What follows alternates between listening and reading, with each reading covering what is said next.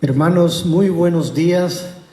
Los invito a tener una reflexión más nuestro siguiente servicio, dando gracias a todos estos medios, la cual nos ha hecho grande, poderosos de poder transmitir el mensaje a cada uno de ustedes en sus hogares, hermanos.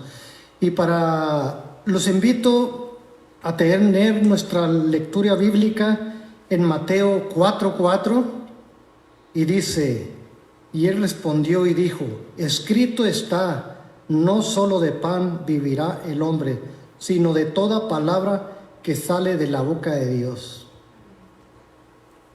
Inclinemos nuestro rostro para orar.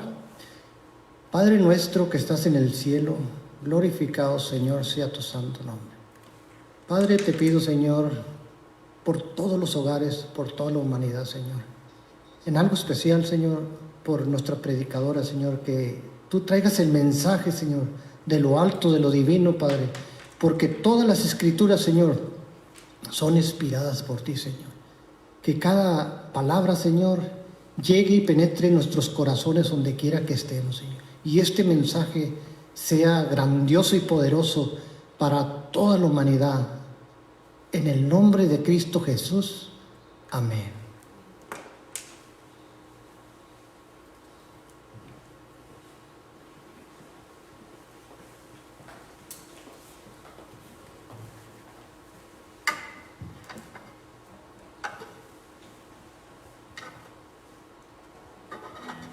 Buenos días, hermanos, nuevamente. Voy a invitarlos a que ahí donde están en casita, de igual forma nos puedan acompañar. Vamos a entonar el himno número 511, Marcharé en la Divina Luz.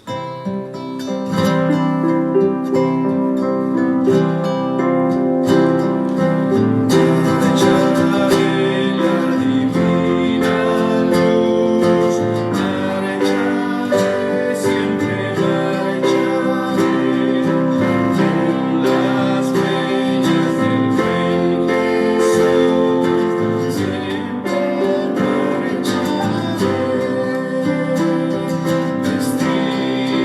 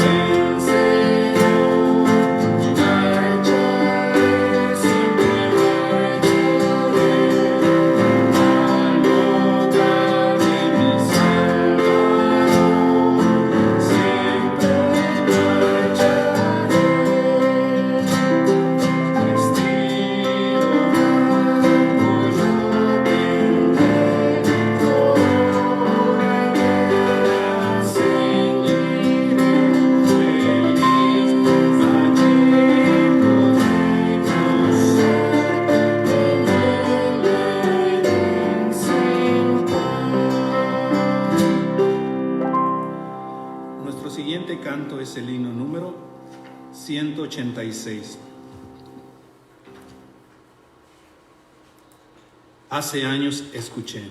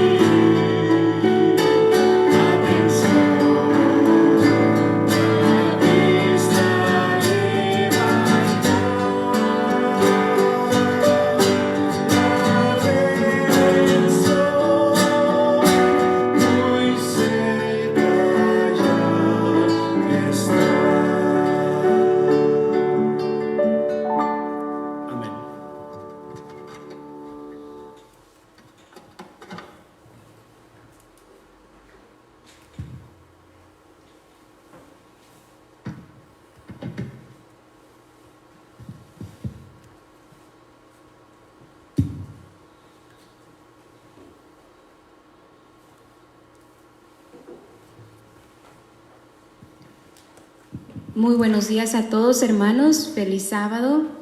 Espero que en esta mañana el Señor esté con cada uno de ustedes, que la presencia del Señor se encuentre en cada hogar en esta mañana y que ustedes puedan sentir el amor palpable de Jehová.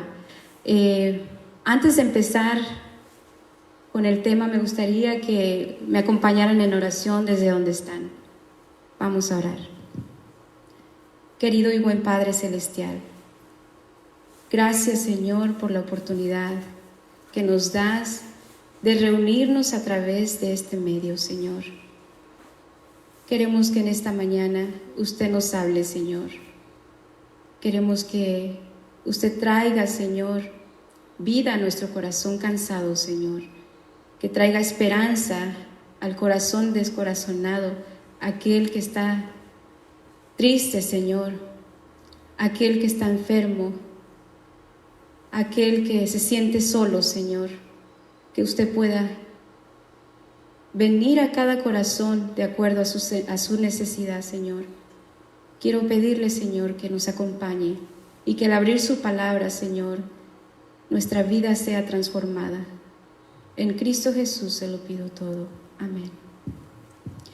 Bien, hermanos, es un gusto estar aquí saludándoles desde la iglesia, ¿verdad? Al mismo tiempo es un poco triste, ¿verdad?, estar aquí parados y no poder verlos a cada uno de ustedes, saludarlos personalmente, abrazarles. Pero el Señor sabe sus caminos, el Señor sabe por qué permite las cosas, y de esto estamos seguros, ¿verdad?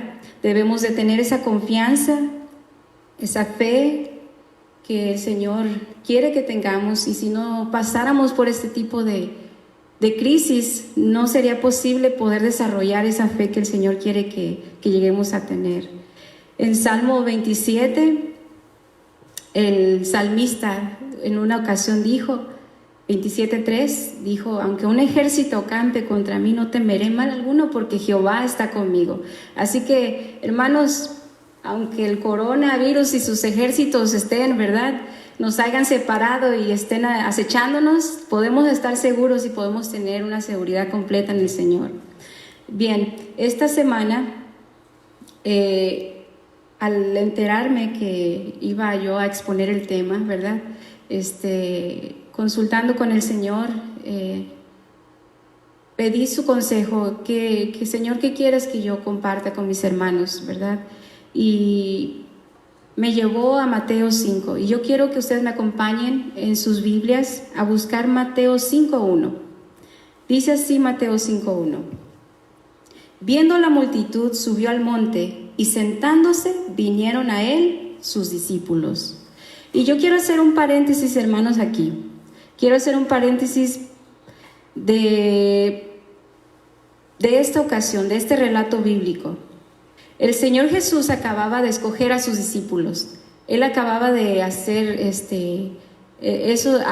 acababa de escoger a sus discípulos que habrían de ser los líderes en el futuro, ¿verdad?, de la iglesia primitiva.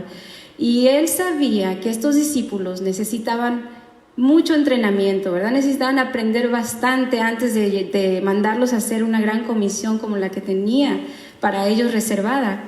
Y bien, subiéndolos a la montaña, orando con ellos, bajaron a las playas del Mediterráneo, y en esa ocasión vinieron muchas personas, ¿verdad? Se empezaron a reunir personas junto a la orilla de la playa, y todas esperaban venir a escuchar grandes cosas, ¿verdad?, del Maestro. Querían escucharle hablar, querían ser sanados, dice la palabra de Dios, ¿verdad? Que muchos de ellos venían con la esperanza de ser sanados también. Pero el Señor quería dirigir un tema, un sermón específicamente para los discípulos. Aunque no mandó a nadie a su casa, Él permitió que mucha gente viniera y se acercara, porque querían escucharle también. Y tanto se llenó esa playa que el Señor y sus discípulos se fueron a la montaña. Todos se fueron, toda la muchedumbre fueron siguiendo al Señor, porque ahí donde estaban no cabían, ¿verdad? Y fueron a la montaña a escuchar al Maestro. Viendo la montaña, un lugar justo para exponer su tema, su sermón, el Maestro se sentó tranquilamente y mirándoles dijo esas primeras palabras, ¿verdad? Vinieron a él sus discípulos y dice que abrió su boca. Pero antes de abrir su boca, hermanos, quiero decirles y recordarles, yo sé que muchos de ustedes lo saben, pero hay muchas personas que no, en la situación en la que estaban viviendo los judíos en ese momento. En ese momento, esas personas, esa muchedumbre, estaban pasando por opresión por parte de los romanos. Israel no era un país libre, Israel era un país oprimido por los romanos. Se les cobraba impuestos, tenían que trabajar, tenían privacidades, tenían falta de alimento. Y esta multitud estaba expectativa, sentada, esperando escuchar al que sería el libertador de sus opresores, ¿verdad? Ellos estaban esperando que Jesús los iba a libertar de esa opresión, que Jesús había venido a establecer un reino en esta tierra para que ellos pudieran tener las comodidades que tanto habían soñado. Los campesinos, dice, los agricultores, los pescadores que estaban sentados a la orilla de esa montaña, estaban emocionados porque decían, ya no vamos a vivir en estas chozas, ¿verdad?, en las que siempre hemos vivido. Vamos a vivir en mansiones cuando Jesús sea el rey de los judíos. Vamos a tener comida en abundancia. Vamos a tener todas esas ropas lujosas que siempre hemos soñado. Esa era la expectativa de ellos en ese momento. Pero también había una clase de oyentes entre la multitud, y estos eran los fariseos y los escribas. Ellos también estaban esperando qué iba a decir Jesús, y decían, si Él establece su reino, seguramente nosotros vamos a ser los que vamos a tomar los puestos mejores, ¿verdad? Porque siempre hemos guardado su ley. Esa era la mentalidad de los fariseos y los escribas en ese momento. Tenían en su mente todas las glorias venideras de Jehová, de Jerusalén, ¿verdad? Todo ese futuro maravilloso y prometedor que al escuchar a Jesús y al ver los milagros que hacía, les había traído a su mente. Y bien, Jesús los quedó viendo, ¿verdad? Pensando en sus deseos, en sus esperanzas que tenían en Él, pero de alguna forma mal puestas, ¿verdad?, en el Señor. Pero Jesús no apuntó, ni siquiera condenó la actitud, ¿verdad?, porque conocía sus pensamientos. No condenó esos sueños que ellos tenían, y al contrario, empezó abriendo su boca y habló estas palabras. Quiero que me acompañen en el versículo 2 y 3, que dice así: Bienaventurados los pobres en espíritu, porque de ellos es el reino de los cielos. Bienaventurados los pobres en espíritu. ¿Qué quería decir Jesús con bienaventurados los pobres en espíritu? ¿Quiénes son los pobres en espíritu? Muchas veces pensé que los pobres en espíritu eran aquellas personas que no tendrían, ¿verdad?, recursos materiales. Eran aquellas personas que pues no tienen dinero, pero al caminar por la vida, al ser más adulta, me di cuenta que hay muchos pobres que son muy orgullosos también, ¿verdad? Hay muchos pobres que dicen, prefiero morirme de hambre que pedirle algo a alguien, o muchos dichos, ¿verdad? Hay mucha gente pobre, pero que es muy orgullosa. Entonces el Señor no se estaba refiriendo a este tipo de pobres en espíritu, ¿verdad? Se estaba refiriendo a otro tipo. Y quiero compartir con ustedes, el pobre en espíritu al que el Señor Jesús estaba refiriendo es aquel que mira que no hay nada bueno en él, aquel que reconoce su necesidad, pero no la necesidad material, hermanos, aquel que reconoce su necesidad del Espíritu Santo en su vida, ¿verdad? El que necesita nacer de nuevo. Muchas personas no sienten esta necesidad. Muchas personas se sienten buenas. Muchas personas allá afuera, cuando tú les ofreces estudiar la Biblia, dicen, yo no necesito conocer a Dios, yo me porto bien, yo estoy bien, yo no le hago mal a nadie, solo trabajo, de mi trabajo a la casa, no me meto con nadie, yo estoy bien, no necesito de Dios, ¿verdad? Entonces no ven esa necesidad. Hay otros que tienen un corazón orgulloso, ¿verdad? Hablando de los que ya conocemos al Señor, hablando de los que hemos estado conociendo el Evangelio desde hace muchos años. Hemos estado aquí en casa, ¿verdad? En la casa de Dios, pero con nuestro corazón lejos de Él, ¿verdad? Tratando de ganar la salvación por lo que hacemos, tratando de desempeñar cargos, tratando de desempeñar las responsabilidades, ¿verdad? De cumplir la ley de Dios al pie de la letra, ganando nuestra salvación. Pero dice el Señor, bienaventurados los pobres en espíritu, porque no es el cambio de conducta de lo que aquí nos está hablando el Señor, ni siquiera el adquirir todo el conocimiento. Aquí nos está hablando de un cambio de corazón, ¿verdad? El que es pobre en espíritu y siente la necesidad de Dios, siente esa necesidad de Él cada día. Y luego el Señor siguió diciendo, Antes de eso, hermanos, quiero decirles que lo único que nos hace dignos de la salvación y que nos da ese derecho de la justicia es la justicia de Cristo. Nosotros no podemos, ¿verdad?, ganar la salvación por nosotros mismos. Podemos ver en Isaías 57:15. Le voy a pedir al hermano Rafa que me ponga Isaías 57:15. ¿Qué es lo que dice acerca de los que son pobres en espíritu? Dice: por la iniquidad de su codicia me enojé y le herí, escondí mi rostro y me indigné, y le siguió rebelde por el camino de su corazón.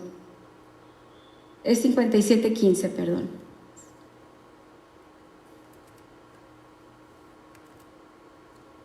Ese es, dice: porque así dijo el alto y sublime, el que habita la eternidad, y cuyo nombre es el Santo.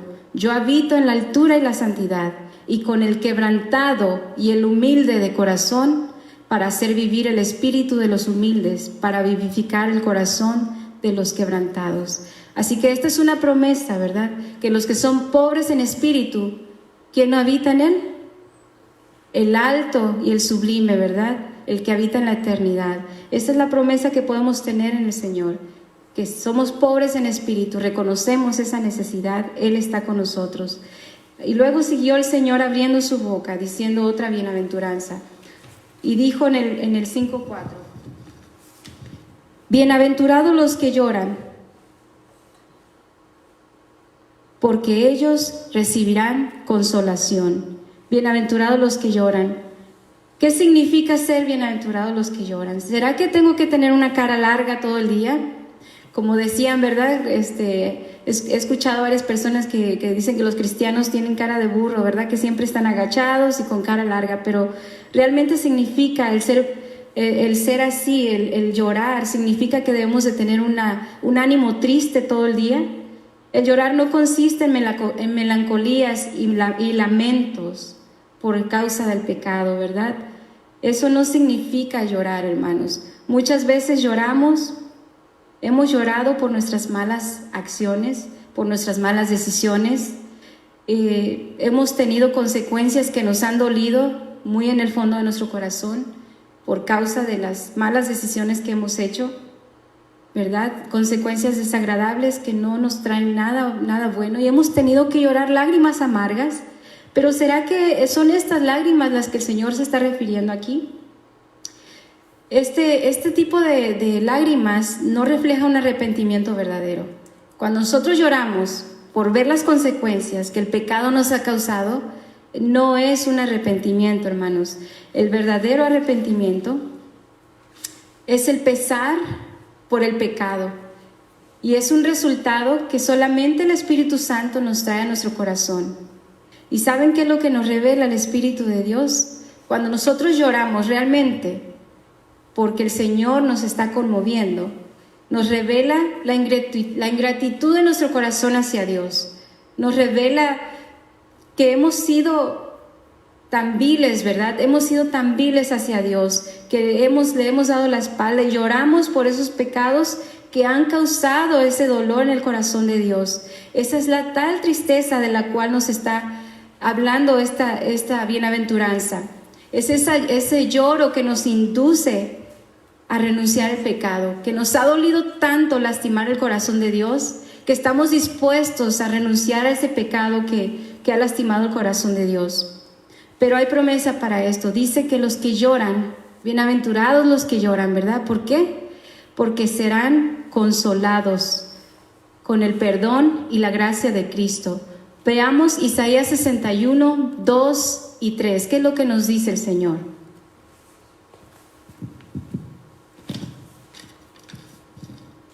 Dos y 3. Dice, el Señor ha venido a proclamar, aquí es cuando está hablando del Mesías, ¿verdad? Y dice que Él ha venido a proclamar el año de la buena voluntad de Jehová y el día de venganza del Dios nuestro, a consolar a todos los enlutados, a ordenar que a los afligidos de Sión se les dé gloria en lugar de ceniza, óleo de gozo en lugar de luto, manto de alegría en lugar del espíritu angustiado, y serán llamados árboles de justicia, plantío de Jehová para gloria suya. Así que podemos tener la seguridad de que si nosotros lloramos por arrepentimiento, el Señor se goza, ¿verdad? Y podemos ver que Él nos cambiará ese gozo, ese luto en gozo, perdón. Y podemos seguir viendo cómo el Señor siguió abriendo su boca y diciendo en Mateo 5:5, bienaventurados los mansos, porque ellos recibirán la tierra por heredad. Esta sí es un gran desafío para muchos cristianos, ¿verdad? Bienaventurados los mansos, porque muchos confunden, ¿verdad? Y dicen, soy manso, pero no. Entonces, se piensa como ser manso como una debilidad, ¿verdad? Pero en el mundo se piensa, y a veces, bueno, en la iglesia también, ¿verdad? El ser manso se ve como si una persona fuera débil, y no es así. Esta vida tiene sus dificultades, tenemos muchas cosas que enfrentar, tenemos muchas cosas que afrontar entre nosotros, desprecios, rechazos, muchas cosas que otras personas hacen nos causan molestia, ¿verdad? Entonces, estamos diariamente expuestos, hermanos, hacia contestar mal, ¿verdad? Estamos expuestos a tener una actitud que puede llevarnos muy lejos de tener esa condición de mansedumbre. Y saben que encontré una nota en el Espíritu de Profecía que a mí me impactó bastante. Me impactó mucho porque dice esto. Dice, la mayor evidencia de nobleza que haya en el cristiano es el dominio propio.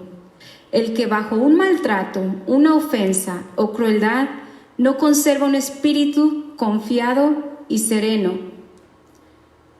Dice, no conserva un espíritu confiado y sereno, despoja a Dios de su derecho a revelar a través de él su propia perfección de carácter.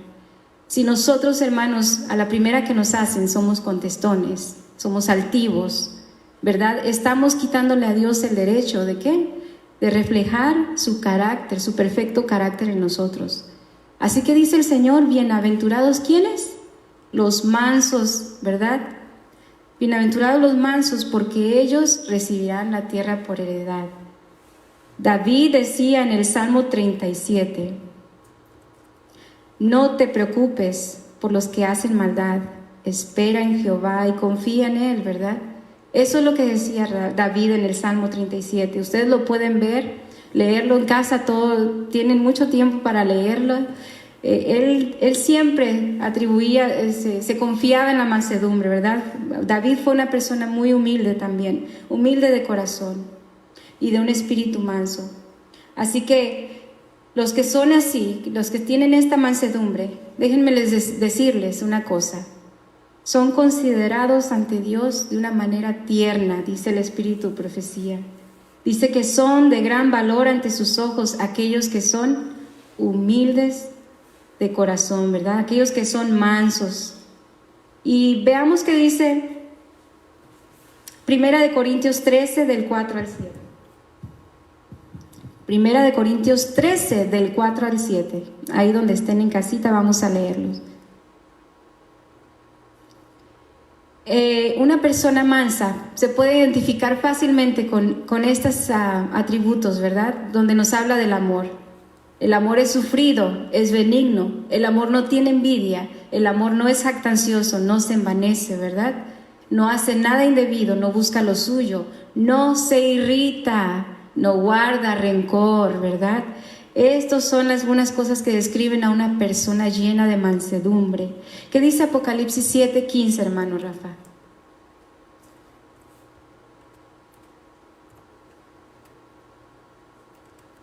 Dice, por esto están delante del trono de Dios y le sirven de día y noche en su templo, y el que está sentado sobre el trono extenderá su tabernáculo sobre ellos. Esta es una promesa, hermanos, que aquellos que guarden la mansedumbre, que aquellos que tengan la mansedumbre, habitarán la tierra por heredad y estarán en la presencia de Dios día y noche. Qué hermosa promesa, ¿verdad? Nuestro mayor ejemplo de mansedumbre, ¿quién fue? Cristo Jesús, ¿verdad? Y eso lo podemos leer en Isaías 53. Ahora el Señor dijo otra bienaventuranza. Dice, bienaventurados los que tienen hambre y sed de justicia, porque de ellos serán saciados. Nosotros hemos sentido hambre, ¿verdad? Hemos sentido hambre y sed. ¿Cómo se siente tener hambre y sed? Nos sentimos desesperados, ¿verdad? A veces cuando ya tenemos mucha hambre y nos sentimos con ganas de correr y a comernos cualquier cosa que se nos ponga enfrente. Pero ¿qué es tener hambre y sed de justicia? El tener hambre y sed de justicia, el sentirnos indignos, induce a nuestro corazón a tener hambre y sed. Cuando nosotros vamos de nuevo a la primera bienaventuranza y vemos que somos pobres de espíritu, ¿esto qué nos induce a hacer? A tener hambre y sed ¿de qué? De la justicia, ¿verdad? De la justicia de Dios. Así que este deseo no será frustrado, dice. Cuando nosotros tenemos esa hambre y esa sed de justicia, el Señor no nos deja solos, no nos defrauda. Si tu anhelo es ser semejante al carácter de Dios, serás satisfecho. La obra del Espíritu Santo dice aquí que no cesará hasta que el alma quede conformada a la imagen de Cristo. Pero para que esto suceda, yo tengo que tener hambre y sed de justicia. Él hace su obra perfecta por medio de su palabra, ¿verdad? Juan 6:35. Quiero leerlo para ustedes.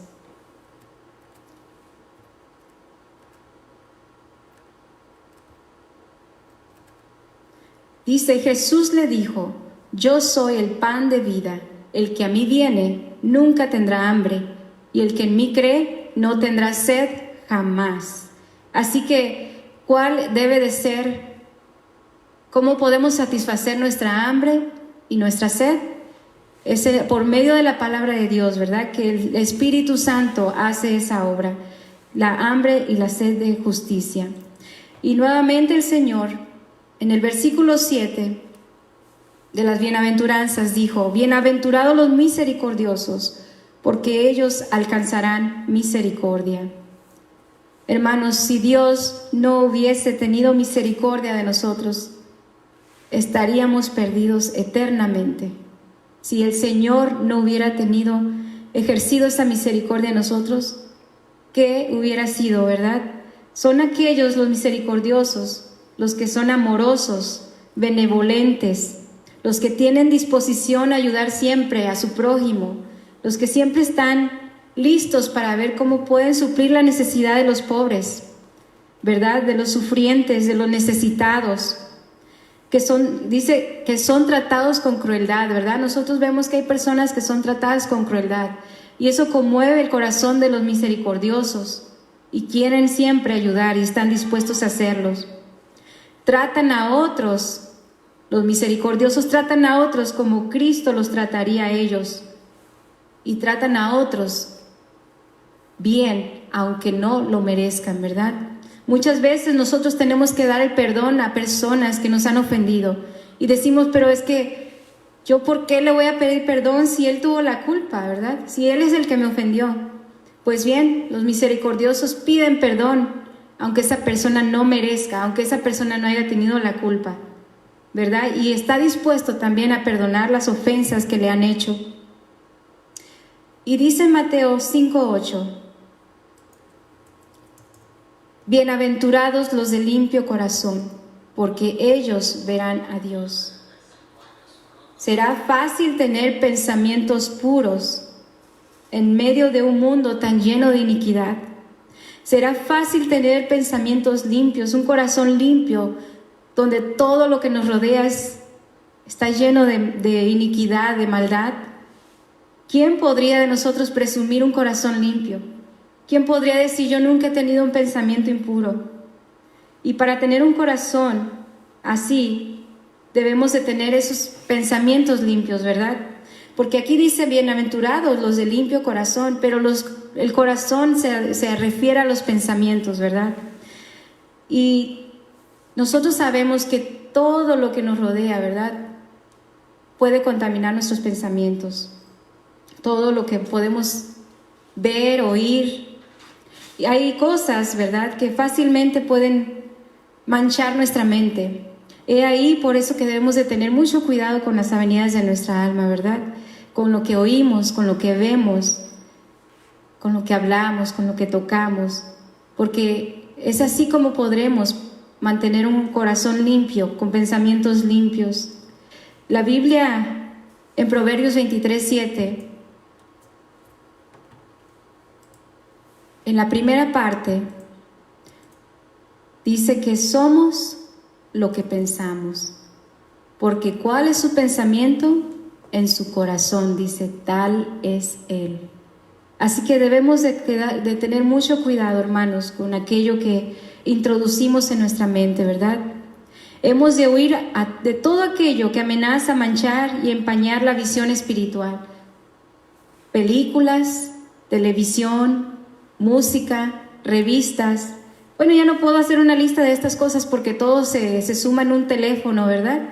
Las revistas ya no son más, la música ya está en ese mismo aparato, la televisión, las películas, todo se puede sumar en eso. ¿Qué es lo que vemos en internet, verdad? Todo eso puede manchar de alguna manera nuestra percepción espiritual si nosotros no tenemos cuidado. Pero el egoísmo también puede impedirnos contemplar a nuestro Dios. ¿Por qué puede manchar nuestro corazón limpio el egoísmo? Porque el egoísmo solo trata de complacerse a sí mismo. Únicamente aquel corazón abnegado y listo para renunciar a todo aquello que le separe de Dios podrá comprender su amor y podrá llegar a tener ese corazón limpio del cual nos está hablando en esta bienaventuranza. ¿Qué dice Romanos 12:2? Quiero que me acompañen en sus Biblias allá en casa, en Romanos 12:2. Dice, no os conforméis a este siglo, sino transformaos por medio de la renovación de vuestro entendimiento, para que comprobéis cuál sea la buena voluntad de Dios, agradable y perfecta. Ahora acompáñenme en Filipenses 2:5. Filipenses 2:5 dice así: haya pues en vosotros este sentir que hubo también en Cristo Jesús. Es nuestro deber, hermanos, tener cuidado de lo que vemos, ¿verdad? Tener cuidado de todo aquello que puede manchar nuestra mente, nuestro corazón. Y siguió diciendo el Señor en Mateo 5:9, bienaventurados los pacificadores, porque ellos serán llamados hijos de Dios. Bienaventurados los pacificadores. Isaías 9:6. Vamos a ver qué dice. Dice la última parte de Isaías 9:6. Dice, describe todo lo que iba a ser el Mesías, ¿verdad? Pero en la última parte dice que Él es el príncipe de paz. Así que bienaventurados los pacificadores. Los pacificadores, sin duda alguna, tienen una relación íntima con el príncipe de paz, porque pueden reflejar la paz, ¿verdad? La paz de Dios. Las bienaventuranzas nos llevan paso a paso a una transformación. El Señor, aquella multitud, no les dijo cómo iba a ser su reino. No les dijo que ese reino no era como esperaban, ¿verdad?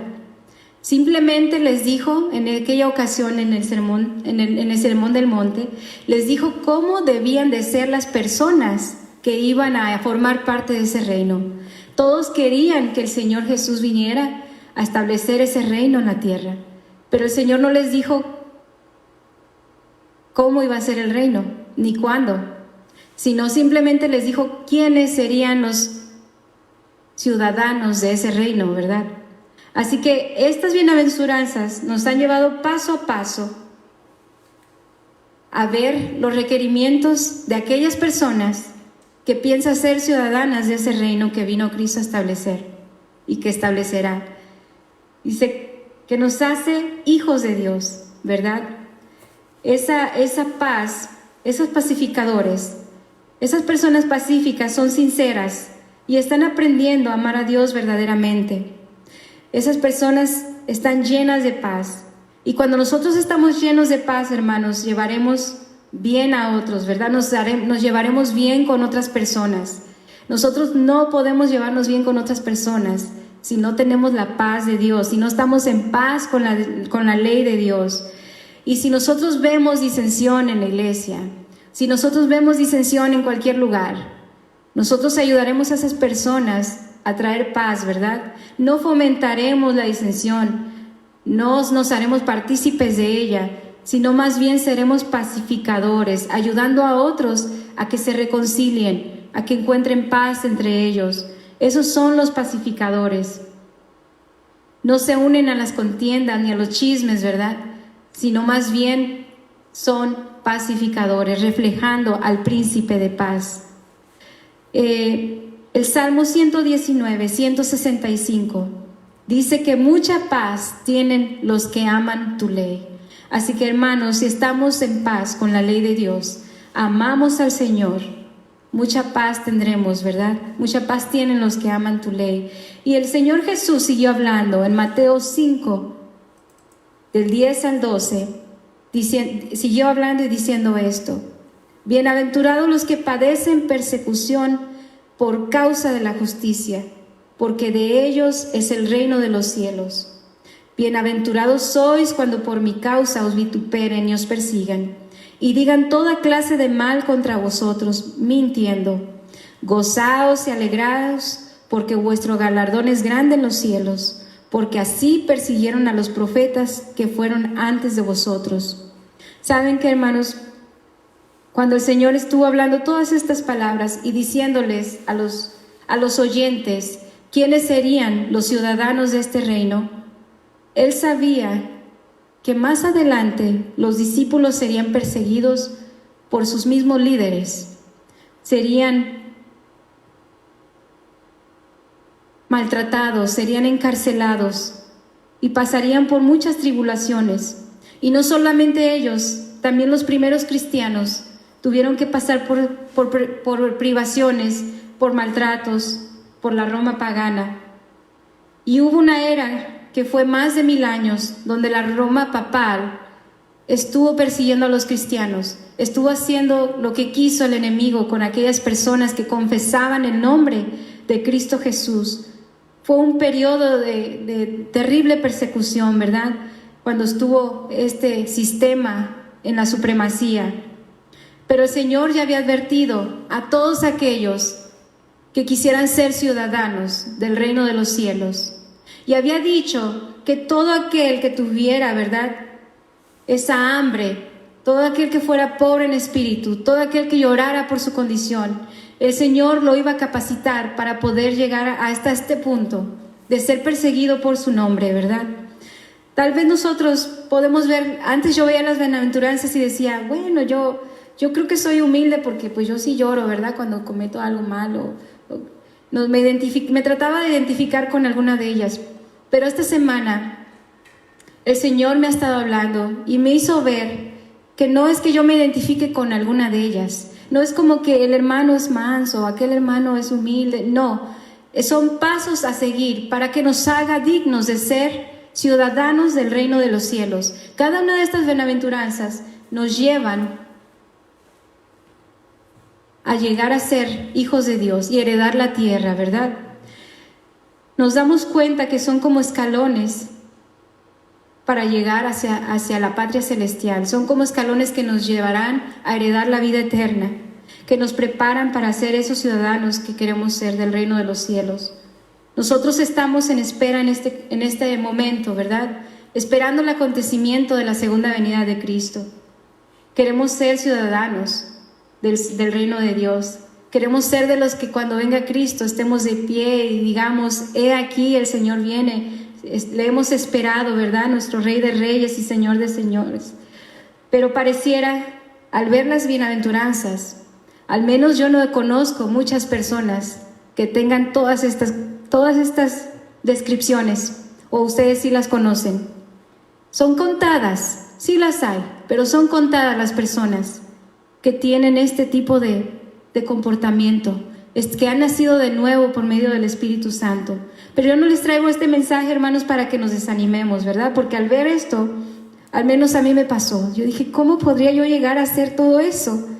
Me falta mucho por ser como el Señor Jesús, me falta mucho por tener esa mansedumbre, me falta mucho por ser misericordiosa y por amar más a mi hermano, a mi prójimo. Me falta mucho por derribar mi orgullo y por acercarme más a Dios. ¿Cómo puedo yo llegar a ser así? Y en esta mañana quiero decirles que Pedro era uno de los oyentes que estaban ese día ahí. Pedro estaba a las faldas de ese monte, escuchando muy de cerca a Jesús.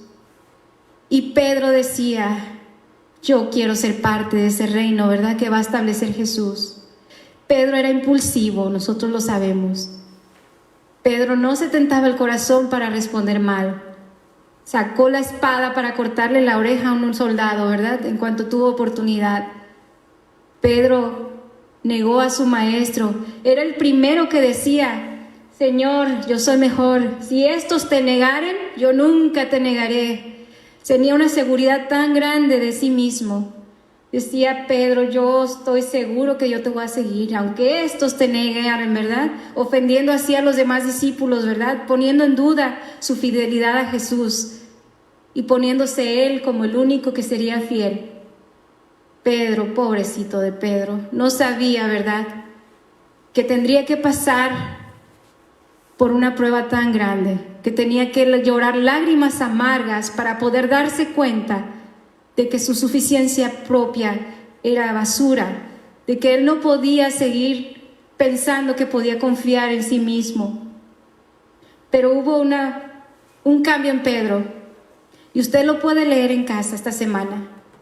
Usted puede leer en los Hechos. Hubo un acontecimiento muy grande después de que nuestro Señor Jesús ascendió al cielo. Hubo un derramamiento del Espíritu Santo, el Pentecostés. Y el Espíritu Santo fue derramado en ese día. Y dice que Pedro se paró y predicó con denuedo, ¿verdad? Predicaba la palabra de Dios en el templo, fue y predicó. Y no tuvo temor. Vinieron y lo amenazaron y le dijeron que no volviera a predicar de un Jesús resucitado, que se callara, que no tenía que hacer eso. ¿Y saben qué hizo Pedro? Fue a su casa con sus hermanos y estuvieron orando más, pidiéndole al Señor no que le quitara las amenazas, no que lo protegiera, no se quedó encerrado en su casa pensando, bueno, el Señor va a entender. No. Él fue y lleno del Espíritu Santo volvió a predicar y fue encerrado y fue golpeado. Hubo un cambio drástico. ¿Qué fue lo que hizo que Pedro tuviera este cambio drástico de ser el Pedro que dependía de sí mismo a ser el Pedro que ahora estaba dispuesto con mansedumbre a soportar los maltratos de cualquiera que lo maltratara, de cualquiera que lo persiguiera? Ese cambio, hermanos, fue hecho por medio del Espíritu Santo. Y ese cambio el Señor lo puede hacer nuevamente en mí y en ustedes.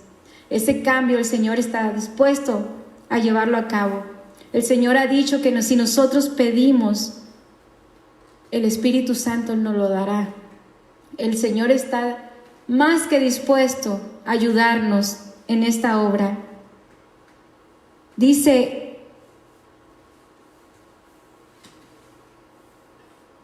Gálatas 5, quiero que veamos Gálatas 5, porque yo muchas veces me preguntaba, bueno, ¿cómo puedo yo saber que yo ya soy buena cristiana? ¿Cómo puedo medir mi cristiandad?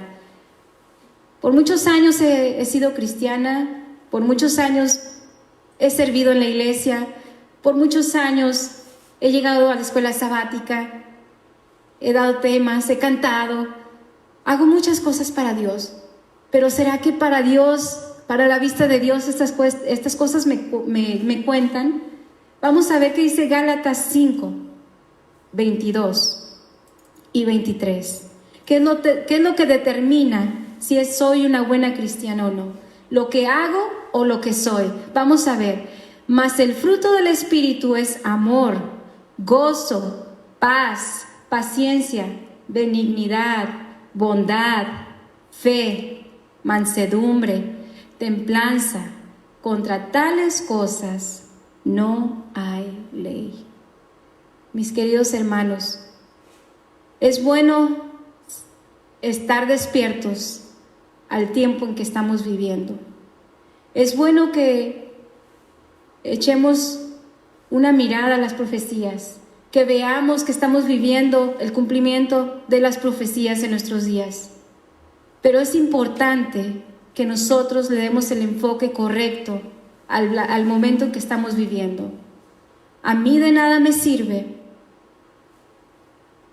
querer irme, salir de la ciudad, querer seguir el consejo de Dios, ¿verdad? No estoy diciendo que no debemos de seguir lo que el Señor nos esté guiando. De nada me sirve conocer las profecías al revés y al derecho si me estoy, por otro lado, muriendo de miedo.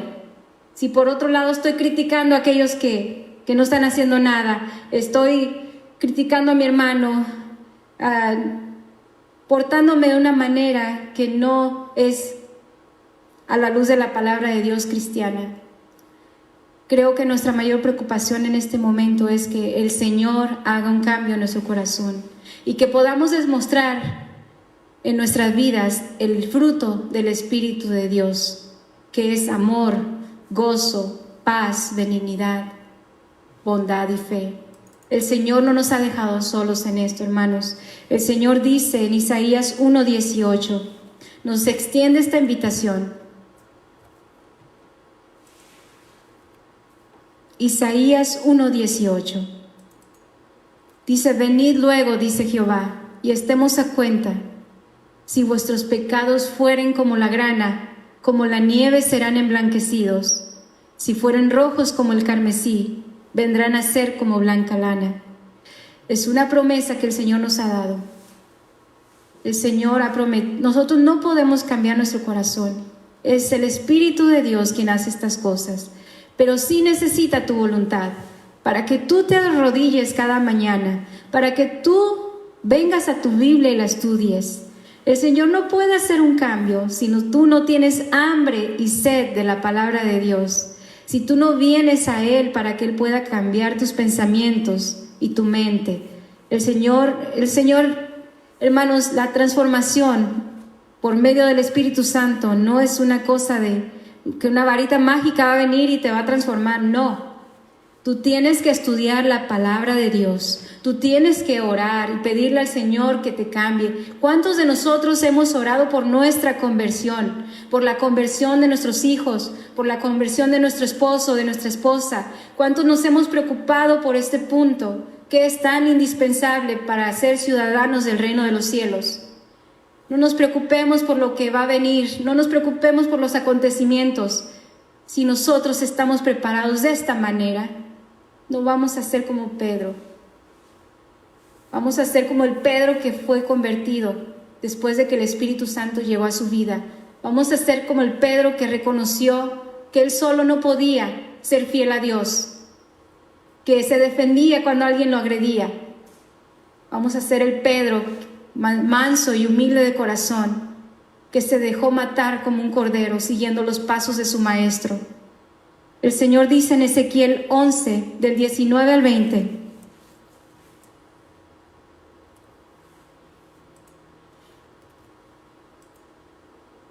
y esta es una promesa grandiosa, hermanos. El Señor quiere darnos un nuevo corazón. Dice: y les daré un corazón y un espíritu nuevo pondré dentro de ellos, y quitaré ese corazón de piedra de en medio de su carne, y les daré un corazón de carne, para que anden en mis ordenanzas y guarden mis decretos y los cumplan, y me sean por pueblo y yo sea a ellos por Dios. Hermanos, en esta mañana yo quiero invitarles para que durante esta semana oremos por un cambio de corazón. Oremos para que el Señor transforme nuestras vidas y que trabajemos junto con Dios, que sometamos nuestra voluntad a Él, que tomemos ese tiempo, ¿verdad?, que necesitamos para honrarle, para conocerle. Y gracias al Señor, alabo al Señor por esta cuarentena, porque realmente fue un paréntesis para todos. Alabo a Dios porque estamos en casa y no tenemos excusa de decir no tengo tiempo. El Señor nos está llamando. Ya no podemos decir es que tengo tantas cosas que hacer. No podemos decir ya eso, hermanos. Si usted no le busca es porque realmente su corazón está lejos y no quiere conocer a Dios. Pero ahorita tenemos todas las armas para poder tomar ese tiempo de conocerle, de abrazarle, de pedirle que nos transforme. Que el Señor los bendiga y que la paz que solamente Dios puede darnos en esta hora, que todos los atributos que el Señor ha prometido y que nos ha mostrado a través de su palabra, de quiénes serán los herederos de Dios, puedan ser parte de su vida. Que Dios los bendiga.